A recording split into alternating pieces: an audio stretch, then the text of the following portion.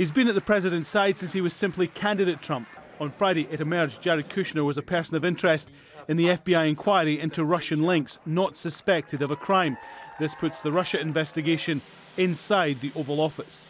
He was the point person, and so it makes a lot of sense that the FBI would want to talk to him to ask the key question at the center of this. Why was there so much interaction, both meetings and communications, with Russians?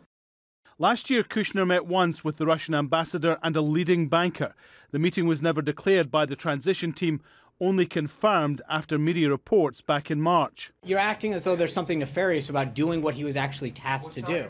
Now, the Washington Post claims Kushner asked the Russians to set up a secret channel of communication.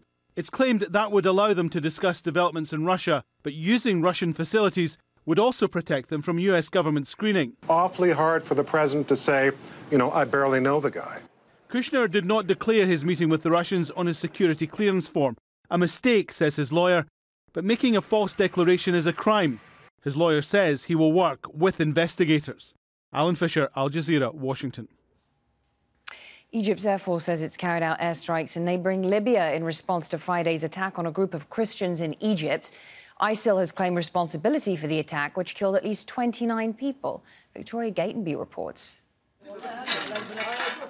The strike targeted what the Egyptian president called terrorist camps in the eastern port city of Derna. It was in response to Friday's bus massacre targeting Egyptian Christians in Minya, 225 kilometres south of Cairo.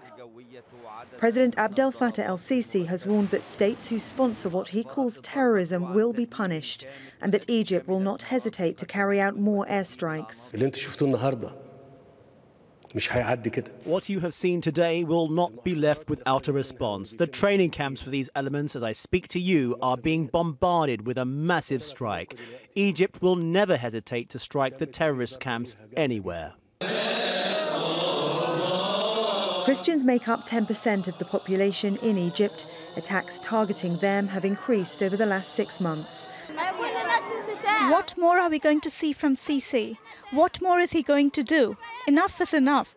A suicide bombing claimed by ISIL killed 29 worshippers at the main Christian cathedral in Cairo in December. And last month, ISIL claimed responsibility for bombing churches in Tanta and Alexandria, which killed 46 people. ISIS, they try and take advantage of the deep-rooted sectarian tensions in Egypt to, swell its ranks and weaken the existing central government and their control over, mostly remote areas.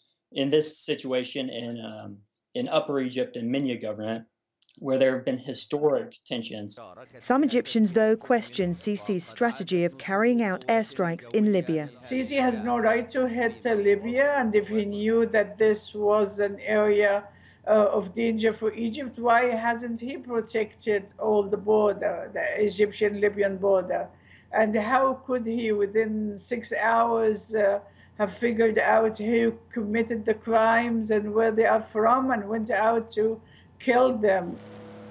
Armed groups, some of whom are affiliated with ISIL, have been increasing attacks against security forces in the Sinai Peninsula since 2013. The government says the aim of the military operation there and in Libya is to defeat armed groups that are trying to destabilize the country. But attacks like this show security is still a major challenge. Victoria Gatenby, Al Jazeera.